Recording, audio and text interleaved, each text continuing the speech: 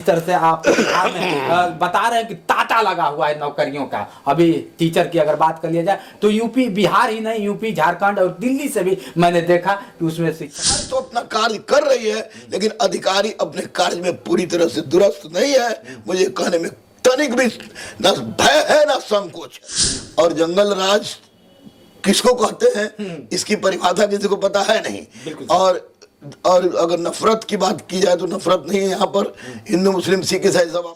देखिए सिपाही का बैच चल रहा है और मैंने पहले भी दावा किया है, चिल्ला के दावा किया है कि 10,000 सिपाही देंगे हम और 1200 दरोगा। तो वर्दी बोले तो गुरु रहमान। गरीब, अनाथ, असहाय, दिव्यांग, ट्रांसजेंडर सहित के परिवार जिसके पिता, पति या भाई बॉर्डर पर है, उनसे इष्ट देव है, थे, हैं और रहेंगे। और चूंकि मेरी पत्नी भी हिंदू है, मेरी बेटी भी हिंदू है, मेरा बेटा भी हिंदू है। कोई माई के लाल में दम है जो बड़के बड़के एंटीना लगा के बड़के बड़के दाढ़ी लगा के घूमते हैं, अधर्म की परिभाषा करते हैं। है दम तो इंटरकास्ट करके दिखा दे और अपने बाल बच्चा का नाम अपने पत्नी के जाति के आधार पर रख दे, तो उस दिन गुरु रहमान मोछ मुड़वा लेगा। कहता हूं वो करता हूं, डरता तो किसी के बाप से नहीं हूं, बजरंग बली को छोड़ के। इच्छा है कि मेरी मौत आए तो एपीजे अब्दुल कलाम के जैसा है कि मैं पढ़ाते पढ़ाते मर जाऊं और जिस दिन मैं मर गया उसी दिन मेरा मशीन रुकेगा।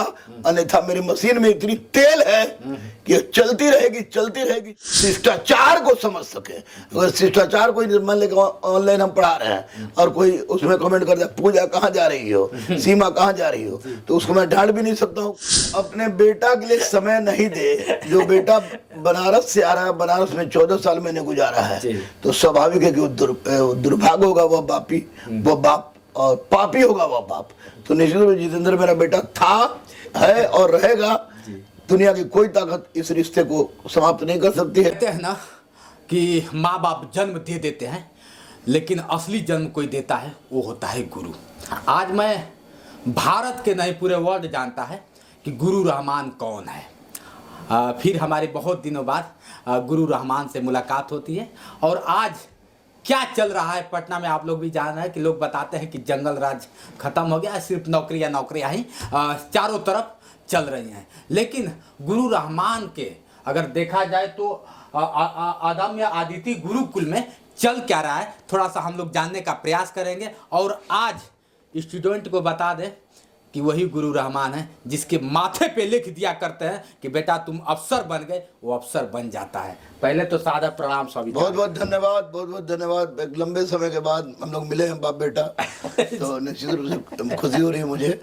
मेरी तबीयत बहुत ज्यादा खराब है, लेकिन बेटा इतना दूर से आया था तो स्वाभाविक था कि बिल्कुल। आप उधर देख सकते हैं तो पूरा इनका दवा है, वो सारी चीजें हैं। लेकिन धन्य है और मैंने माँ बाप से कुछ सीखा नहीं। माँ बाप ने मुझे पैदा तो किया, लेकिन ऐसे गुरु धन्य है कि माँ बाप से भी ज़्यादा मुझे प्यार किया और सिखाया कि बेटा तुम्हें रुकना नहीं है, भले ही तुम्हारे हाथ नहीं है, तुम्हें किसी के सामने झुकना नहीं है। गुरुदेव, शुरुआत करते हैं। आज जिस तरह से बच्चों की बात कर लिया जाए, बच्चे टूट जाते हैं। तैयारियां तो कराते हैं, आप जैसे लोग जी जान लगा देते हैं, दिन रात देखते नहीं है, 24 घंटा कहीं लाइव आके चलाते हैं, तो कभी यूट्यूब पे चलाते हैं, तो कहीं खुद रियल में क्लास चलाते हैं, फिर भी लास्ट में जाके टूट जाते हैं बच्चे, जबकि वैकेंसियां नहीं निकलती है। तो क्या लगता है जिस तरह से आप बिहार में बता रहे हैं कि तांता लगा हुआ है नौकरियों का। अभी टीचर की अगर बात कर लिया जाए तो यूपी, बिहार ही नहीं, यूपी, झारखंड और दिल्ली से भी मैंने देखा कि उसमें शिक्षक में भर्ती हुई। एक यहाँ तक सही है सर? निसंदेह ये बहुत गर्व की बात है, मुझे बिहारी होने का गर्व हो रहा है कि वर्तमान संदर्भ में केंद्र सरकार ने भी कहा था और बिहार सरकार ने भी कहा था कि 10 लाख वैकेंसी देंगे। तो आज बिहार में बहार है और हर जगह नौकरी ही नौकरी है। तो सिपाही की बहाली हो तो सिपाही में आपको बहाली निकला है 21,393 बहाली सिपाही में है। 1275 दरोगा की बहाली निकली है। 1,70,000 शिक्षकों की बहाली निकली थी, जिसमें 1,22,000 शिक्षकों को नियुक्ति पद बांटा गया। ये दूसरी बात है कि उसमें कुछ प्रॉब्लम रहे हैं। प्रॉब्लम सरकार के द्वारा नहीं हुई, प्रॉब्लम शिक्षा विभाग और आयोग के द्वारा हुआ। उसी तरह फिर दूसरी बहाली 69,000 की बहाली निकली शिक्षक की, शिक्षक बहाली निकली है। बीएसएससी की बहाली निकली है आपको 12,199। तो मैं ये कह सकता हूं कि आज पूरे हिंदुस्तान में बिहार एकमात्र ऐसा स्टेट है जो कि वैकेंसी देने में सबसे अव्वल है। और माननीय मुख्यमंत्री नीतीश कुमार, माननीय उप मुख्यमंत्री तेजस्वी जी ने जो कहा था उसको पटल पर लाने का प्रयास किया, लेकिन सबसे बड़ी समस्या जो है वह समस्या अधिकारियों की, वह समस्या आयोग की, वह समस्या है वो जो अधिकारियों के नीचे बैठे हुए अधिकारी उनकी। क्योंकि सरकार तो अपना कार्य कर रही है, लेकिन अधिकारी अपने कार्य में पूरी तरह से दुरुस्त नहीं है। मुझे कहने में तनिक भी न भय है न संकोच है। अब जिस तरह से लोग कहते थे कि जंगल राज है, क्या लगता है सर, इस तरह से जिस तरह से आज गांधी मैदान में नियुक्तियां बांटी गई, वो लोग कह रहे हैं कि जंगल राज नहीं, वाकई आज लग रहा है कि जिस तरह शिक्षक की भर्ती की अगर बात कर लिया जाए, लोगों के चेहरे पे फिर से एक चमक खिल उठा है। देखिए, जंगल राज या मंगल राज की बात करना बेतुकी बात है, ये राजनीतिक बहस है। कोई कहता मंगल राज है तो कोई कहता जंगल राज है। मैं अभी वर्तमान में यही कहूँगा कि बिहार में निश्चित रूप से नौकरी को लेकर जितनी प्रगति हुई है वो पूरे हिंदुस्तान के किसी भी स्टेट में नहीं है। तो इसलिए इसको मैं जंगल राज तो कदापि नहीं मानता। और जंगल राज किसको कहते हैं इसकी परिभाषा किसी को पता है नहीं। और अगर नफरत की बात की जाए तो नफरत नहीं है यहाँ पर। हिंदू मुस्लिम सिख ईसाई सब आपस में मिलकर आ रहे हैं और वैकेंसी है, बच्चे पढ़ रहे हैं। ये दूसरी बात है कि तरह तरह के शिक्षक लोग आ गए हैं जो बच्चों को दिग्भ्रमित कर रहे हैं, लेकिन बच्चे पढ़ रहे हैं। और मैं बिहार को कतई जंगल राज नहीं मानता, न मानूंगा। चलिए, आज जिस तरह से आपकी बात कर लिया जाए सर, बहुत हम लोग अभी पैदा नहीं थे तब से गुरु रहमान है अपने नाम का एक डंका बजा दिए, पूरे भारत में पूरे वर्ल्ड में एक डंका नाम का बजता है कि गुरु रहमान कोई है। गुरु रहमान की अगर बात किया जाए तो आज जिस तरह से तैयारियों की बात कर लिया जाए, पुलिस जिसके माथे पे आप लिख देते थे कि वो दरोगा, आज भी दरोगा हो जाता है सर। आज आपका नारा क्या चल रहा है पुलिस वैकेंसी को लेकर, दरोगा को लेकर, एसआई को लेकर, क्या चल रहा है? देखिए, सिपाही का बैच चल रहा है और मैंने पहले भी दावा किया है, चिल्ला के दावा किया है कि 10,000 सिपाही देंगे हम और 12 दरोगा। तो वर्दी बोले तो गुरु रहमानी तो चरितार्थ है। दरोगा पर तो मैं अपना अधिकार समझता हूँ, निश्चित जी जान लगा हुआ है। बेसदी भी बैच चल रही है और शिक्षकों भी बैच चल रही है और बीपीएससी 70वीं का भी बैच चल रहा है। यानी कुल मिला के सुबह 7 बजे से लेकर 10:30 बजे तक मैं पैक हूँ। मुझे खाने पीने की फुर्सत नहीं है। और तमाम अदम्य गुरुकुल के शिक्षक गण पूरी तरह से, डायरेक्टर भी जो हमारे मुन्ना भाई भी हैं, पूरी तरह से मशगूल है। ऑनलाइन ऑफलाइन मिला के हम लोग की जिंदगी कट रही है उस तरह से। लेकिन उद्देश्य यही है कि गरीब अनाथ असहाय बच्चों को हम लोग नौकरी दिला सके ताकि वो अपने आवश्यकता को पूरी कर सके और हर गरीब के आंख के आंसू को पूछा जा सके। डिजिटल युग में चलिए, वो तो एक युग हुआ करता था सर कि किताब से लोग जुड़े रहते थे, आज भी किताब से जुड़े, लेकिन उस युग से आपने 11 रुपए से स्टार्ट किया, क्या आज भी 11 रुपया ही चलता है या फिर हर गरीब अनाथ असहाय दिव्यांग ट्रांसजेंडर सहित के परिवार जिसके पिता पति या भाई बॉर्डर पर है उनसे गुरु रहमान 11 रुपए लेता है और जब तक जिंदा रहेगा तब तक लेता रहेगा। क्योंकि गरीबी का विकल्प लाचारी नहीं, गरीबी का विकल्प कामयाबी है। और पैसा के कारण कोई यहाँ से लौट गया हो या तो ब्रह्मा विष्णु महेश भी कहेंगे तो मैं नहीं मानूंगा। क्योंकि मैं बजरंगबली का भक्त हूँ और बजरंगबली का भक्त ना ढोंगी हो सकता है और ना बजरंगबली उसको ढोंगी होने देंगे। अब आप लोग नाम भी सुन लेंगे गुरु रहमान, लेकिन आपके दिल में ये भी चलता होगा कि रहमान कैसे हो सकता है बजरंगबली का भक्त। ये आपके मन में हमेशा सवाल उठता है। लेकिन वो रहमान नहीं है जो लोग कहते हैं कि सिर्फ रहमान उसी को मानता है जिसमें रस आता है, लेकिन ये सबको एक साथ देखते हैं। कभी किसी जाति को नहीं मानते, किसी धर्म को नहीं मानते, सबको एक मानते। अगर एक सवाल हमेशा मन में उठता है लोगों की कि रहमान हो के और हनुमान ये क्या कनेक्शन है? कोई कनेक्शन है। बजरंगबली हमारे इष्ट देव हैं, हैं और रहेंगे। और चूंकि मेरी पत्नी भी हिंदू है, मेरी बेटी भी हिंदू है, मेरा बेटा भी हिंदू है।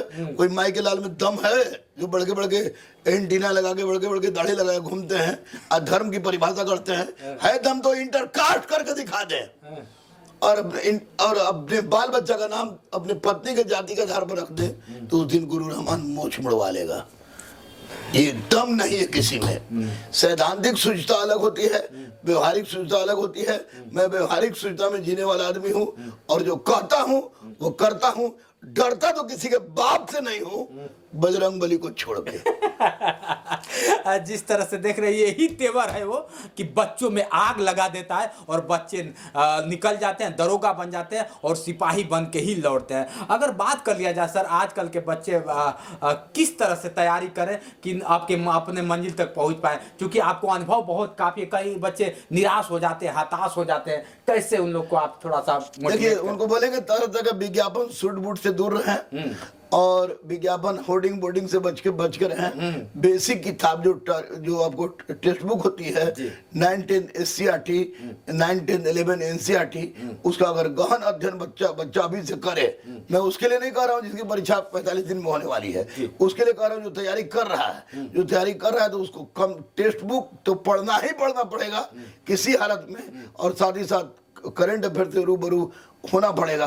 तो वैसी परिस्थिति में अगर बच्चा ठान ले कि मुझे कुछ करना है, मिटा दे अपनी हस्ती को, अगर कोई मर्तबा चाहे कि दाना खाक में मिलकर गुले गुलजार होती है, कि वो धारणा अगर चरितार्थ करता है तो वैसी परिस्थिति में उसकी कामयाबी को दुनिया की कोई ताकत ना रोक सकी है ना रोकेगी। हाँ, सिपाही के लिए और दरोगा के लिए क्या सिर्फ फिजिकल ही तैयारी होना पड़ता है या माइंडली तैयारी होना पड़ता है, सर से ज्यादा कोई नहीं जानता है। जिस तरह से बात कर लिया जाए बच्चे उठते हैं तुरंत दौड़ने के लिए भागते हैं सर, तो क्या सिर्फ दौड़ के और फिजिकली प्रैक्टिस करके हम भर्ती हो पाएंगे या फिर मेरे लिए पढ़ना भी होगा, पढ़ना जरूरी होगा, और कब कब पढ़ना होता है सर? बिना पढ़े तो आदमी इंसान नहीं बन सकता। तो सिपाही दरोगा DSP SP की बातें छोड़ दीजिए। पढ़ाई हमें संस्कार सिखाती है, संस्कार हमें संस्कृति सिखाती है, संस्कृति और संस्कार दोनों मिलकर हमें सनातन सिखाती है, और सनातन हमें सिखाती है कि हम मनुष्य हैं, और जो इंसान नहीं है फिर उसको किसी भी चीज का पैसा कोई मतलब ही नहीं है। तो मनुष्यता को सीखना है, सनातन को सीखना है, तो उसके लिए पढ़ाई जरूरी है। इसलिए पढ़ाई के साथ साथ सब कुछ करें। और रही बात सिपाही में और दरोगा में, तो इसमें फिजिकल भी है, तो पढ़ाई के साथ साथ फिजिकल जरूरी है। लेकिन BPSC UPSC में आपको उस तरह के फिजिकल नहीं होते हैं जो IPS हो या DSP हो, लेकिन सिपाही दरोगा में फिजिकल की जरूरत होती है। तो फिजिकल पर ध्यान दें। बच्चे गुटखा कोई बच्चा खाता है, सिगरेट कोई पीता है, कोई बच्चे नशा करते हैं, तरह की बात कर, उससे बचकर है। ये सोच के चले कि अगर समाज के अंतिम पंक्ति में बैठा कोई भी व्यक्ति किसी भी जाति किसी भी धर्म का क्यों ना हो, उसके आंख के आंसू को पोंछना है, तो मैं निश्चित रूप से बच्चों को पवन पुत्र हनुमान का रूप मानता हूं, और वैसा कर सकते हैं। इसीलिए पैसा मेरे लिए पैर के नीचे की धूल से अधिक कुछ भी नहीं है। देख रहे हैं जिस तरह से बता रहे हैं सर, वाकई आग लग जाती है। अगर सच में बच्चा अगर सिपाही बनने वाला होगा, दरोगा बनने वाला होगा, निश्चित उसके अंदर आग लग जाएगी और चलेगा। अगर बात कर लिया जाए सर, बहुत समय से आप पढ़ा रहे हैं, कितने बच्चों को दरोगा और देखिए 7,856 तो दरोगा मेरा ऑलरेडी है। बिहार, झारखंड, उत्तर प्रदेश, दिल्ली मिला के दरोगा है। सिपाही अनगिनत है, 167 DSP है, और 10 से ज्यादा IPS है, 9 IS है, एलाइड सर्विसेज में है, SDO है। पता नहीं, मुझे खुद याद नहीं कि कितने हैं, लेकिन जितने भी हैं वो निश्चित रूप से अदम्य गुरुकुल और भारतीय संस्कृति को गौरवान्वित कर रहे हैं, और गरीब के लिए एक बहुत मजबूत सहारा। आगे कितने लोगों को और बनाना का लक्ष्य है या फिर मेरी अंतिम इच्छा है, एकमात्र इच्छा है कि मेरी मौत आए तो APJ अब्दुल कलाम के जैसा है कि मैं पढ़ाते पढ़ाते मर जाऊं, और जिस दिन मैं मर गया उसी दिन मेरा मशीन रुकेगा।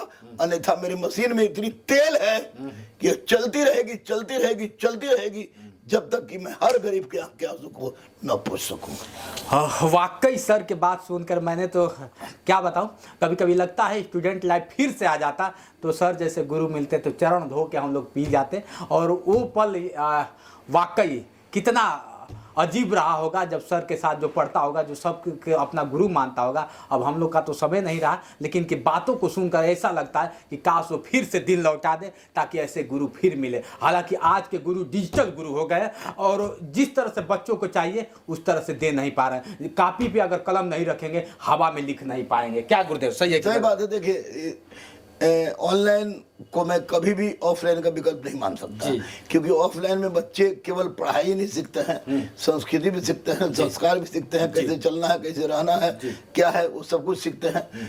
तो ऑफलाइन एक महत्वपूर्ण बिंदु है, लेकिन मजबूरी में ऑनलाइन चलेगा, लेकिन ऑफलाइन एक महत्वपूर्ण आधार है जिससे हम अपनी संस्कृति सनातन को और शिष्टाचार को समझ सके। अगर शिष्टाचार को मान लेकर ऑनलाइन हम पढ़ा रहे हैं और कोई उसमें कमेंट करता है पूजा कहाँ जा रही हो, सीमा कहाँ जा रही हो, तो उसको मैं डांट भी नहीं सकता हूँ, क्या डांटूंगा। लेकिन ऑफलाइन में किसी की औकात नहीं होती कि इस तरह की बात करें, तो ऑफलाइन ऑफलाइन होता है, ऑनलाइन ऑनलाइन होता है। जैसे मान लिया कि सिनेमा पर हम लोग कैटरीना कैफ को देखते हैं, तो कैटरीना कैफ अच्छा लगती है सबको, लेकिन अच्छा ही लगती है ना, वो ऑनलाइन में है। वही ऑफलाइन में बैठा रहे तो छू के भी देख लेगा तो ऑफलाइन एक महत्वपूर्ण आधार है। ऑनलाइन मजबूरी में, मजबूरी का नाम गांधी जो कहा जाता है, उस तरह मजबूरी का नाम ऑनलाइन है। देख रहे हैं सर से बात करके तो और जी कर रहा है कि बात करें, ख़त्म नहीं होना है, लेकिन समय का अभाव है। गुरुदेव दवा चल रहा है इनका, और मेरे वजह से रुके थे, आपने समय दिया। सर आजीवन ऋणी हूँ आपका, और अच्छा लगता है आपसे। एक बाप अपने बेटा के लिए समय नहीं दे, जो बेटा बनारस से आ रहा है, बनारस में 14 साल मैंने गुजारा है, तो स्वाभाविक है कि वो दुर्भाग्य होगा वह बापी, वो बाप, और पापी होगा वह बाप। तो निश्चित रूप से जितेंद्र मेरा बेटा था, है और रहेगा। दुनिया की कोई ताकत इस रिश्ते को समाप्त नहीं कर सकती है।